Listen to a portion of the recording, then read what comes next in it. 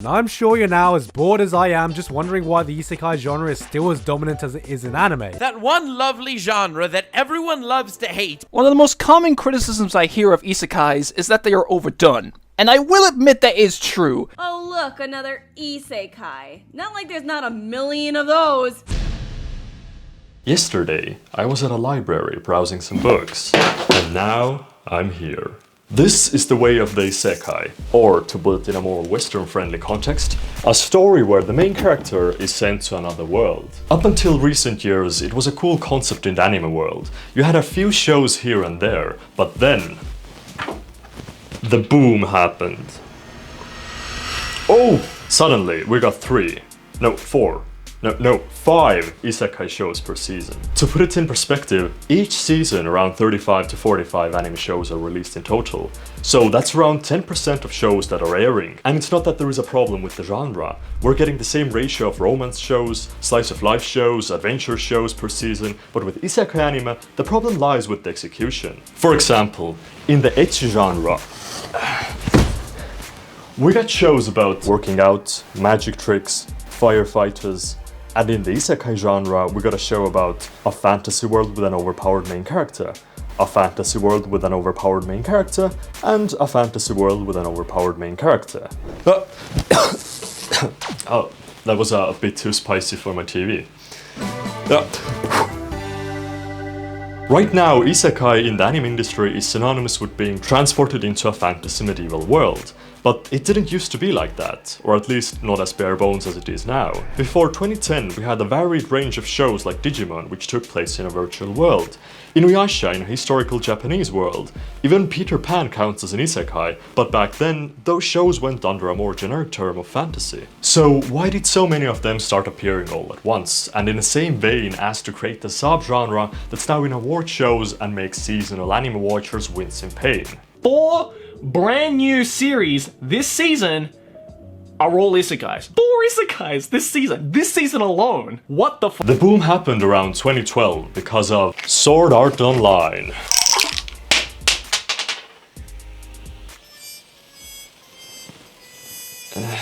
I understand it's a bit of a taboo to talk about this show since the majority dislikes it, but it did pave a way for the isekai genre, while not really being an isekai itself. Though, to be on the same page, let's quickly go over what counts as an isekai.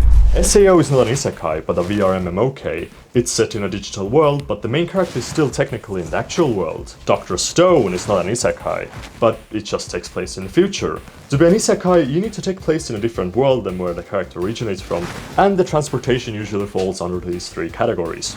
Rebirth, where the main character dies and is resurrected in another world.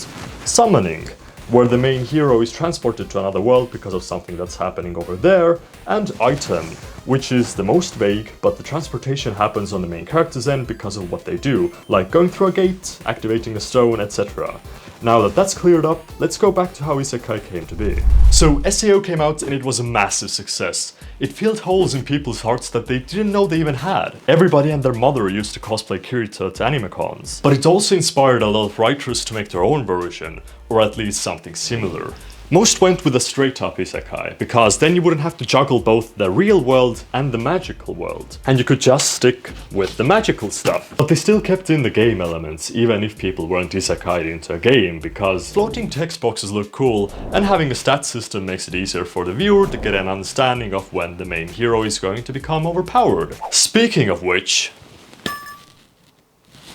oh man. So, as a writer, you could combine video games and fantasy even if they didn't make much sense in that specific context. But it's your world. You're free to do whatever, and so people did. But that wasn't the only reason for writing isekai. Another major thing that helped with it was... potato police! Let's say you wanted to create a story about an Italian winemaker who stumbled upon a new variety of grape called Pinot Meunier, and that kickstarts his career. Well, Pinot Meunier actually originated from France, so that story isn't factually correct. Or was it Germany? Either way, you'd get called out on that. And if there were some wine police in my comment section, I'd most likely get called out on my lack of knowledge too. Or maybe you want to create a historical story in classical Japan, where you're just a farmer who grows some potatoes, but nope, Potatoes were introduced to Asia during the 16th century. You did an oopsie, and now you got the potato police on you. Warning, this man has committed a slight mistake on the internet. Get him. And thus, to escape the potato police, it's easier to just write fantasy. Man down. Requesting backup. You can still create the story in classical Japan about a potato farmer, but if you call it fantasy, maybe throw in a smartphone or two, then nobody can really question it. Therefore, Isekai was a really accessible writing medium for amateur writers, and thanks to the internet, everybody can get the stories out there. Websites like Kakuyomu and Shosetsuka ni Naro allow everybody to publish their stories there for free for a chance of recognition, which is a really good thing. Giving us shows like Log Horizon, I Want to Eat Your Pancreas, and Konosuba, but also giving us shows like In Another World with My Smartphone and Death March to the Parallel World Rhapsody. SEO popularized the transition from amateur web novels to light novels, and the platforms boosted it by having their own charts solely devoted to isekai. But that just caused the web novel isekai boom. Now, the anime world was a bit unfazed from it for a couple of years, up until around 2016, when ReZero popped up, which was a bit more straightforward isekai, and investors finally took notice. They started to see the untapped potential in isekai anime, and boom. Oh. We're roughly 5 years into the isekai anime boom, and it doesn't seem to be stopping. But who even wants these shows at this point? Fans are tired of generic isekai anime coming out one after another, and even the creators are being fed up since their works are being read less, since it's hard to stand up among so many different works. I think I found out who's the culprit. I didn't think a reverse harem isekai would be my thing, but it had a surprisingly interesting concept. It's you, isn't it, Gigak? They're making them because you just love to eat them up. So apparently I'm not done with the isekai genre just yet, and I'll be waiting for whatever weird fucking concept the genre comes up with next. The trashier the better, isn't it? Yes, as much as we complain, we're still isekai trash. You've doomed us all. It's not hard to figure out why isekai anime is popular. You can pretty much sum it up in one word. Escapism. Which can already be applied to the entire medium of anime itself, but this is more like double escapism even. No longer will you have to escape your average life by looking at some high school students living in their own small bubble, some dude killing hollows, or a mastermind defeating villains. Instead, the main character is you, a normal human being who's fed up with being overworked, maybe has some social anxiety, or maybe just wants to kick back and play games. It's someone you can relate to from the get-go, and instead of just popping you down and showing you a fantasy story, it makes you relate to the character on a much more personal level. Which is also its downfall in a way. If everybody likes something and is happy with it, then there's really no reason to change it. Thus, throughout these past years, the whole entire isekai anime market has gotten pretty stale, and you don't see many improvements being made. There's no point in taking a risk and adapting something creative and unique just to see it fail, if you can take your pick from tons of cookie-cutter isekai novels that are almost proven to generate money at this point. They might have some minor changes, but that's about it. And not only that, but they're even going back to older isekai, like Isekai Cheat Magician, which came out after SAO, and adapting those. The thing is that it was one of the first to pop off, generating tropes that are seen to this day, but it doesn't have any reason to exist in this year. Right now, it's just a very basic show. The only noticeable thing that they've improved on in the genre is that they don't focus on an otaku as the main character that much anymore. They now include more normal people who actually go outside and are a productive member of the society. I know this is a lot to take in, and if you're an avid anime fan, then you're probably most likely tired of all the isekai coming out and won't check out any new shows if they even have a hint of being an isekai. But don't skip this genre just yet. I got a good method for sorting the bad from the good. First of all, pay attention to the name. Their names are getting more descriptive every year. You don't need to think too much about stories like Restaurant to Another World, Devil is a Part-Timer, or High School Prodigies Have It Easy Even in Another World.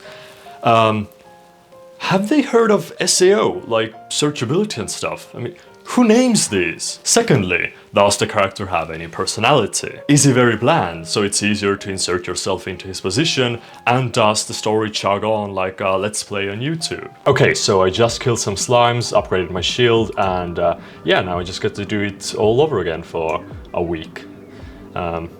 I don't know, any tips on how to do it faster? Stop being such a little bitch. Thirdly, does it have one thing that separates it from the rest of the isekai shows, and only that one thing? For example, something like a smartphone. or a mom. In that case, it has a huge chance of falling into the more standard isekai storyline later on when they can't think of anything new to do with that specific item. Fourthly, does it take place in a medieval setting? That's a surefire sign of it being generic.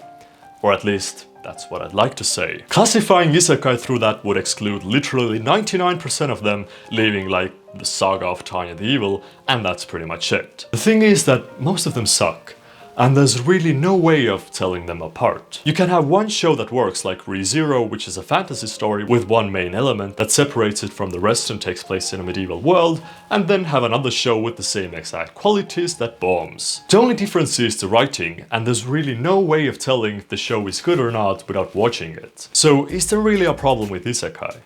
Well, isekai itself is a bottomless barrel of creativity that has proven to be fresh and interesting, if you're on the web novel, light novel side of things. But sadly, if you're illiterate and can only watch anime dubbed, then yes, there is a problem with it, which most likely isn't going to be addressed anytime soon. Or at least until a new genre of anime pops up that makes isekai relevant and stops it from bringing in the fat stacks. Now, that has been all for today, and if you'd like to see more videos like these, don't forget to comment, subscribe, like, and hit the bell button. Or else.